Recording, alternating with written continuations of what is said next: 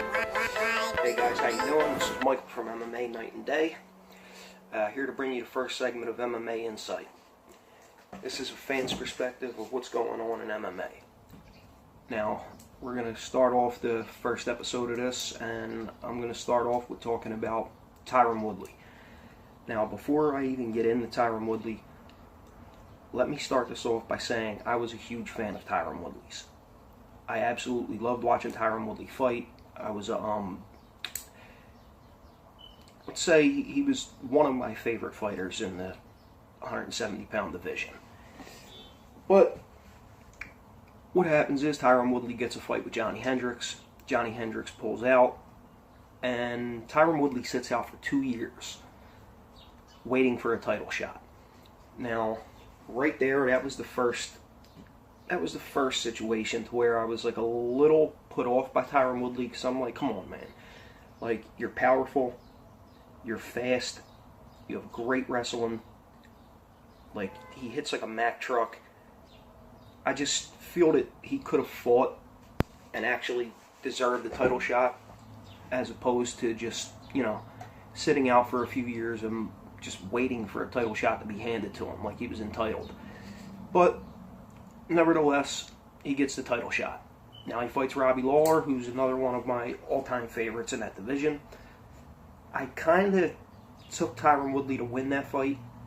I didn't think that he would win the way that he did, but nevertheless, I thought that he had a great shot to win that fight. Tyron Woodley puts Robbie to sleep in no time. Very impressive.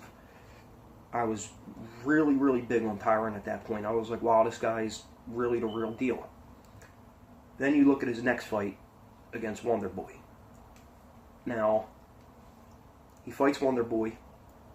Me personally, I felt Wonder Boy won the first fight at UFC 205. Could have went either way.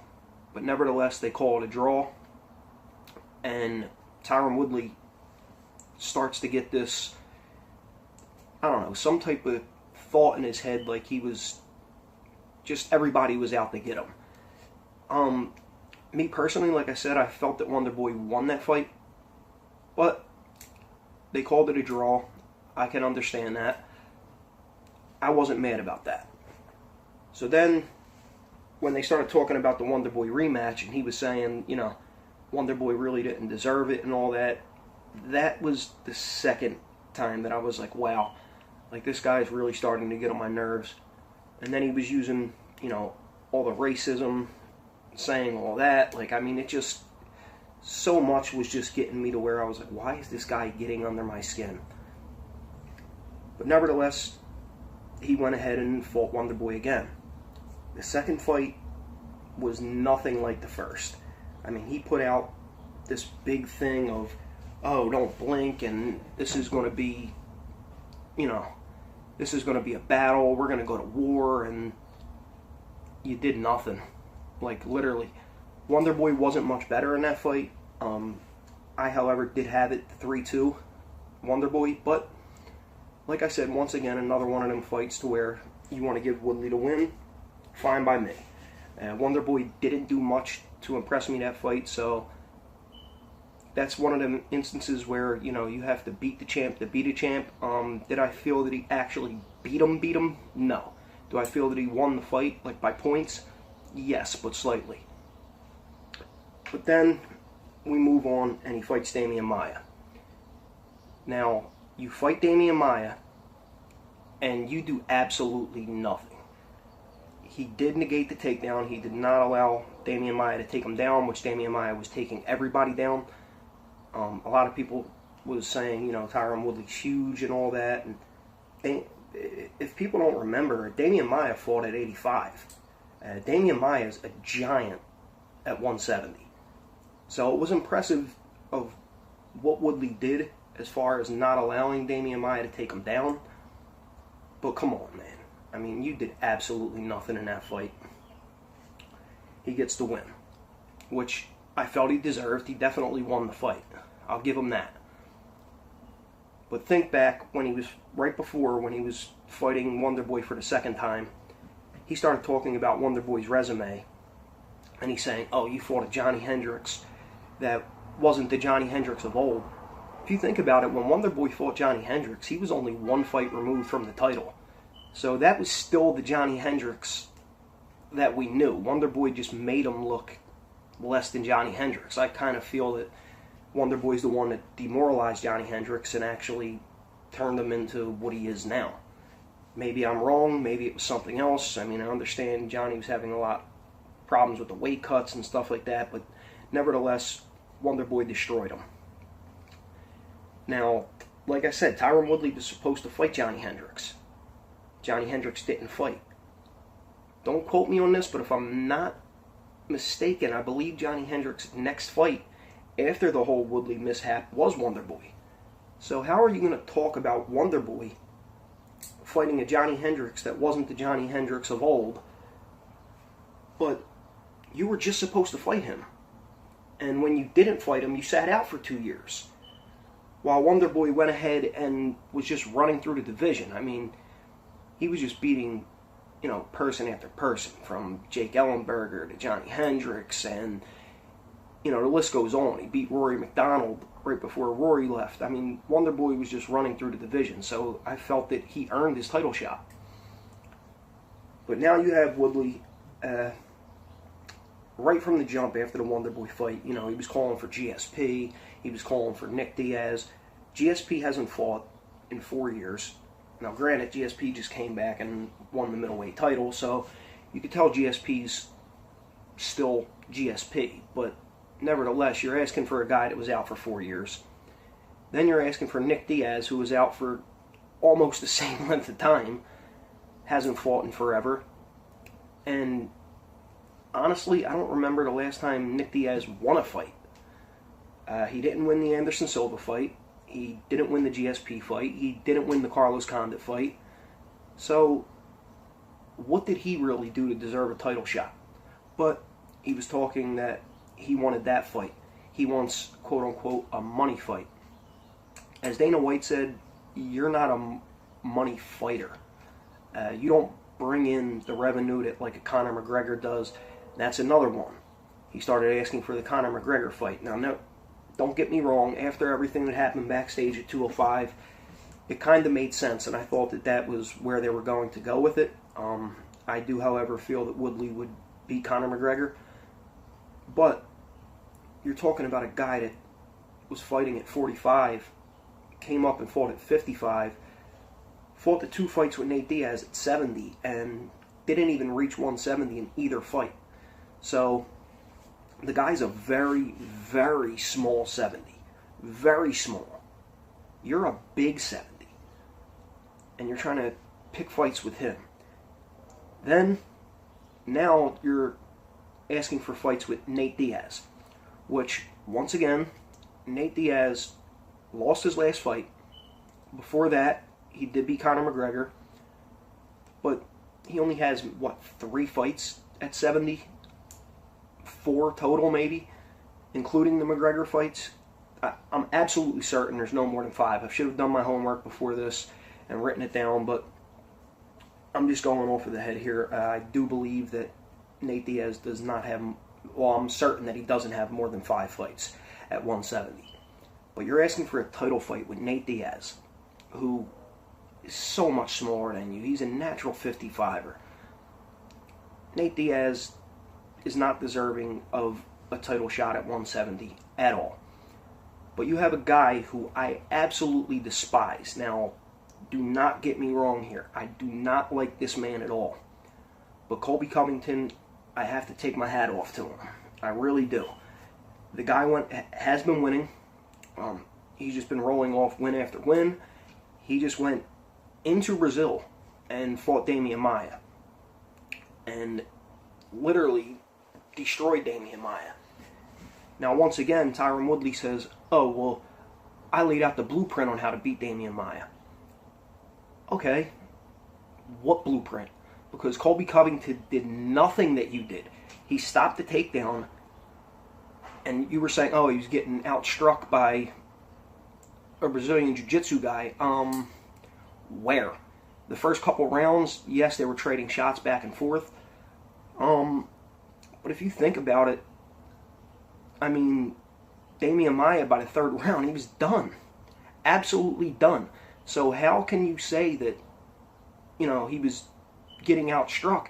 Colby Covington put pressure on him the entire fight, stopped the takedown the entire fight, and just literally was just putting hands on him the whole fight. I mean, he went ahead and beat Damian Maia in Brazil. Now, excuse my language, I think Colby Covington's an asshole, but nevertheless, the guy is winning fights. This man has been calling you out constantly, saying that he destroyed you in the gym, saying that you didn't pay your coaches, saying this, saying that, just doing everything to demean you and demoralize you and do everything that he could possibly do to talk bad about you. And you go ahead on the MMA Hour with Ariel Helwani and start talking about people in the division that you would fight, and you're rolling off names, and you say, oh, well, Cowboy Cerrone would have been a fun fight, but he just lost. Who else did he say? Oh, Jorge Masvidal would have been a good fight, but he just lost. Damian Maia, nobody wants to see that again. You already beat Wonder Boy, and you fought him twice, so nobody wants to see that again. You went through every name except Colby Covington. Now, granted, I understand that you don't like the guy. I don't like the guy neither. I think him pressing charges on Verdum for hitting him with a boomerang, like, come on, man, you're a fighter. You are a fighter. I'm not a professional fighter. Hell, I'm not even an amateur fighter. I just train MMA. And if Verdum would have did something like that to me, I would have at least defended myself, got my ass kicked, whatever. But I would have never ran to no cops and went ahead and pressed charges. Especially, he didn't even hit you. He threw a boomerang at you. Now, Verdum saying he slapped the phone out of his hand. He's saying he punched him. Verdum saying you throw a kick at him and he checked it. Whatever happened. It wasn't no serious altercation to the point to where you should be running to the cops. You're putting that man's livelihood in jeopardy. I mean, the guy could be fined where you're taking food out of his family's mouth. The guy could be suspended. Like, just, you don't know what's going to happen in this situation. It's just a bad situation that you provoked, Colby. I mean, Colby Covington 100% provoked it. You don't go into another person's country and start calling the country filthy animals and all that stuff. I mean, listen, you want to talk about your opponent, talk about your opponent all you want, but you don't go and disrespect somebody else's country and then expect to just walk around freely like nobody's going to want to do anything. I mean, them people in Brazil probably wanted to blow your head off, let alone hit you with a boomerang. And you're worrying about Fabricio Verdum throwing a boomerang at you? Like, come on, man. But either way, regardless of that, Colby Covington's been winning fights. He has been winning fights, so you got to give the man his credit in that perspective. Now, you look at Tyron Woodley, while he's sitting there rolling all these names off his tongue on who he would fight, and, Nick Diaz and Nate Diaz, don't be scared, homie, and all the names that I just said that he spoke. I mean, I just don't understand it. You ran through every name except Colby Covington like he's undeserving of a title shot, which I don't see how. I mean, the guy has a nice winning streak. I don't know if there's anybody in the welterweight division right now that has a longer winning streak than he has. And definitely nobody that's within the top 5. I mean, the guy's there. Give him a shot. He should be next in line. Now you're talking about getting a shoulder surgery. Every move that you've been making since you sat out for those 2 years have been questionable. Now, granted, you did take the fight with Wonder Boy. You did take the fight with Damian Maia. So I give you your respect there. But you had excuses on every one of them. I mean, you just sound like you're doing nothing but complaining, Tyron Woodley. Do you understand how powerful you are, how fast you are? You have really good striking, awesome takedown defense, great takedowns. I mean, granted, I've never seen your jiu-jitsu like on display. But for the most part, you're a freak athlete. You should not be looking for excuses for not to fight people. You should fight who the UFC puts in front of you, build a nice winning streak, and as you build your winning streak, then people will start to notice your name and say, wow, this guy's really a monster. Then you'll start to get those names that you're asking for. Then maybe they'll think about giving you a GSP. Maybe they'll think about giving you a Nick Diaz, which I don't know why you would want to fight somebody like that anyway, but maybe they will. Either way, win fights. Go out there and fight who's in the top 5, fight who's the top contenders. Stop worrying about just making money. If you win fights, you will make money. All these people trying to be McGregor and trying to sit there and, run their mouths, and you sound like fools. A lot of them, it's not genuine. You can see it. Basically, like when Conor McGregor did it with Eddie Alvarez. Now, I'm from Philadelphia, but I'm not being biased here. I felt that Eddie handled the situation perfectly. He wasn't trying to be something he's not. He wasn't trying to trash talk with him. He was responding, trying to defend himself. Certain things that he said was, a little corny, I guess you can say, but nevertheless, Eddie was just saying what he needed to say just to defend himself. He wasn't trying to be Conor McGregor. He wasn't trying to trash talk. You see all these guys nowadays trying and forcing it, and it just sounds so terrible. When you see Colby Covington doing cutting little promos like he's in the WWE, going K-ass. Like, come on, man. Like, you sound like a fool. A real fool. Stop it. Go out there, fight, win fights. Let's get the UFC back to where number 1 contenders fight champions. Let's get the UFC back to where the best fight the best. Not the best try to fight number 15 or number 13. Not trying to discredit Michael Bisping. I mean, the guy's a warrior, but his title run may have been the worst in the UFC history. And, I mean, just look at what happened. The guy just fought GSP, got dropped, got choked out. 3 weeks later, which he shouldn't have been fighting, but nevertheless comes back, fights Kelvin Gastelum. Gets knocked out by Kelvin Gastelum. But he's also going ahead and saying, oh, Chris Weidman beat Kelvin Gastelum. He's a glorified 170er who's just fighting at 85. Like, come on, man. Chris Weidman went out there. Chris Weidman did what he needed to do, and Chris Weidman won that fight. You fight him right after that happened, and you got knocked out, Michael Bisping. And I'm a fan of Michael Bisping. I love Michael Bisping. But just saying, like, he beat Luke Rockhold, which was very impressive. I actually won money on that fight. I had under, but I won. But he knocks out Luke Rockhold. Then you go and you fight Dan Henderson, which I do understand the UFC offered you that fight. Everybody was saying that, oh, you went and fought this man. UFC offered it to you. You took it. I understand. But you had a really, really close decision with Dan Henderson at like almost 50 years old. Dan Henderson could have won that fight. I actually think I did have him winning, or if not, maybe. Either way, Dan Henderson clearly won 2 rounds of that 5-round fight. Clearly. I thought he won 3, but the judges in Manchester, or in England, gave Michael Bisping the decision. That's basically another Matt Hamill fight. Hey, it is what it is. For anybody that knows their MMA, they know that when Michael Bisping fought Matt Hamill, he did not win that fight. But in England, they gave him the decision. Same situation with the Dan Henderson fight. I just thought the Dan Henderson fight was a little closer than the Matt Hamill fight. But either way, very close decision with Dan Henderson. Then you fight GSP, who was not a contender, and you lost. Now, listen, man, that right there, you fought 2 people that are not contenders. You could have fought Yoel Romero. You could have fought Robert Whittaker. Now, granted, Robert Whittaker was hurt this time.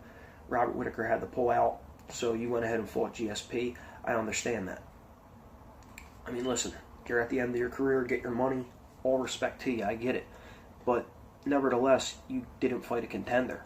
And the first time you fought somebody who's considered somewhat of a contender in Kelvin Gastelum, you got knocked out. So I just look at that title run, and I just see that it's just not an impressive title run. And for the UFC to just allow things like that to happen, you're stirring the pot, because now you have, like, first it was the Conor McGregor situation where he's jumping from division to division, and then you have him going in boxing and doing things like that. Now he may never fight again. Who knows? Now he's punching 50-year-olds in bars and jumping in Bellator cages and smacking employees and jumping in the open guard. Like, I don't know. He's jumping guard with teammates. I don't know. Conor McGregor's losing his mind, but we'll talk about that on another day. But either way, you have things like this going on to where the lightweight division's held up. He had the featherweight division held up. Michael Bisping had the middleweight division held up. John Jones in the light heavyweight division. That guy's a train wreck. Now you got Daniel Cormier, who I feel bad for in that situation. I'm a huge DC fan. I love John Jones, but I'm a huge DC fan. That guy's awesome. And a lot of people don't like him. I don't get it. Daniel Cormier's what you want in a champion. He fights #1 contenders, one after another. The man doesn't run. He doesn't back down. He allows fans to pick who he's going to fight next. Like, the guy's a champion through and through. It's not his fault that he's natural and, other people are doing other things. I mean, listen, it is what it is. But aside from Daniel Cormier, Stipe Miocic, who else do you have that's actually fighting #1 contenders? I mean, Max Holloway, yes. 35, TJ Dillashaw's been doing it the entire time. But even there, you gave Cody Garbrandt a title shot. He was ranked #8. Like, he wasn't even in the top 5. And then at 25, you have Demetrius Johnson, who's fighting contenders. But now you have somebody who, he's another one. He wants to make money. TJ Dillashaw is willing to go down, willing to fight him, and he's looking for every excuse not to fight him. Oh, he should win a fight first. He wasn't a champion. Well, now he's a champion, and they're talking about champion on champion, where you'll actually make money on a fight like that, to where you have champion versus champion, and now you're saying, oh, well, maybe they should do a money belt or something like that. Why? That's not a money fight. You comparing yourself to a Conor McGregor and Floyd Mayweather is just ludicrous. You had one of the worst selling pay-per-views in the UFC history when you headline pay-per-views. And, I mean, how can you consider that a money fight? Well, not a money fight, but how could you say we should have a money belt and meet at 30? No. He wants to go down to 25, fight him for your title. If you're the best in the world and you're the pound-for-pound king, as everybody says that you are, and you believe you're the best in the world, then you fight the best that's put in front of you. He's a champion from another division who you said previously in Montreal, when you both were sitting there with the Canadiens jerseys on, you said, yes, you would fight him. And now the man is willing to come down to your division to fight you, and you're looking for every excuse in the world. You're talking about Sergio Pettis. Oh, Sergio Pettis is the #1 contender right now. Sergio Pettis has already booked the fight Henry Cejudo, and there's no telling if he's going to win that fight. You didn't mention Henry at all. You just said Sergio Pettis is the #1 contender. If Sergio loses to Henry, then what? You beat Henry, you beat Joe B, you beat John Dodson, who's not even in the division anymore, but you ran through the entire division. Now you have some fresh blood in TJ Dillashaw, who's willing to come down to your weight class and fight you at your weight class for your title, and you can make more money in the process, and you're looking for every excuse not to do it. You and TJ Dillashaw, DJ and TJ, is reminding me a lot of the Tyron and Colby Covington. Tyron stating, oh, if Nate Diaz doesn't accept the fight, then I'm going to get shoulder surgery. Why? You have somebody that's willing to fight you in your division. That's on a winning streak. That's in the top 5. Fight your fights. Fight your fights, earn your money, and at a later date, you'll start to make what you're supposed to make, and you'll be deserving of them money fights. Right now, you defended your title 3 times. One was a draw, which a lot of people thought you lost. The second one, you won, but a lot of people thought you lost. And your third fight, I fell asleep on. I woke up the next morning to find out that you won that fight. I really didn't, but you get my point. Either way, Tyron Woodley, please. You're a great athlete, man. I enjoy watching you fight when you fight. Go back to the Robbie Lawler, Tyron Woodley. Go back to that guy. If Colby Covington can do what he did to Damian Maia, you should have been able to do that too. And if you can't, then you shouldn't be a champion. You're playing it safe to continue to hold your belt. You're not going out there and fighting to win fights. You're going out there to win by points. You're not putting it on the line. You're not fighting like a true champion.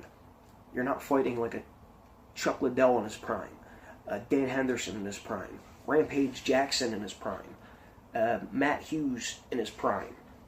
You're not fighting like these fighters. BJ Penn in his prime.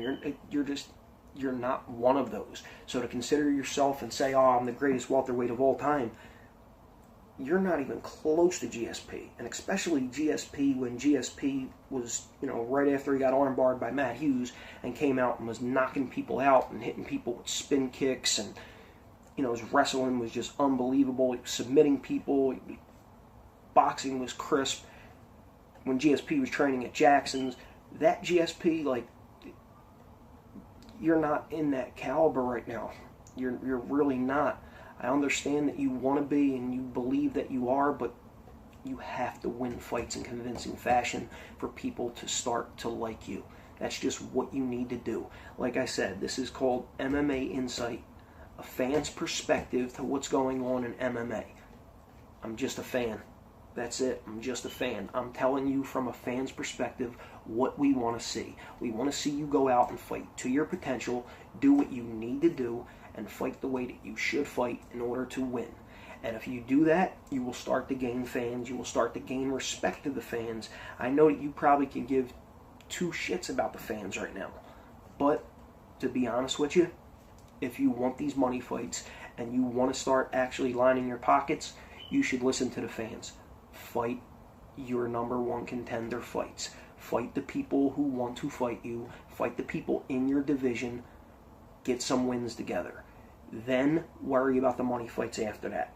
Then there'll be bigger money fights and the pay-per-view points will be higher, because if you start to win fights and you go out there and you perform and you start to do what you should be doing, a la Robbie Lawler fight, do that 3-4 fights in a row.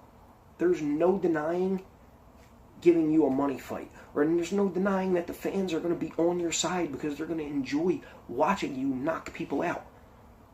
Conor McGregor, think about it. Everybody said, he's the standard. The reason Conor McGregor was talking that way, Conor McGregor came into the UFC. Conor McGregor knocked out Brimage. Conor McGregor had a war with Max Holloway, but actually was battling with him. Knocked out Brandao, knocked out Dennis Seaver, knocked out Chad Mendez, knocked out Jose Aldo, knocked out Eddie Alvarez. Nate Diaz got choked out, but then came back and dropped him multiple times and went in a 5-round war with him. That's what fans want to see. That's why that guy is making so much money. He's exciting to watch. Every time he comes out, you know that it's going to be a fight. You know you're going to see a knockout. You know that you're going to see some type of war. Something good is going to happen. Even the Mayweather fight. I understand Mayweather, to me it looked like he carried him a little bit. But either way, it was still an exciting fight. You saw the first 5 rounds of a fight where Conor McGregor was throwing punches and landing punches, and it was exciting. It had me on the edge of my seat. That's what people want to see. Not you standing back like this, sprawling, landing one punch, getting out of the way, and just standing. doing your little rush in, throw 2-3 punch combination, get back out, and stand there again. That's not what people want to see. They want to see you knock people out like you did with Dong Young Kim, like you did with Robbie Lawler. That's what people want to see. That, Tyron Woodley. You show people that, Tyron Woodley, and you'll start getting your just due, my man. That's what you need to do. That's pretty much it for now. Please, everybody, like and subscribe to the channel. Right underneath, right there, it says subscribe. Go ahead and press that button.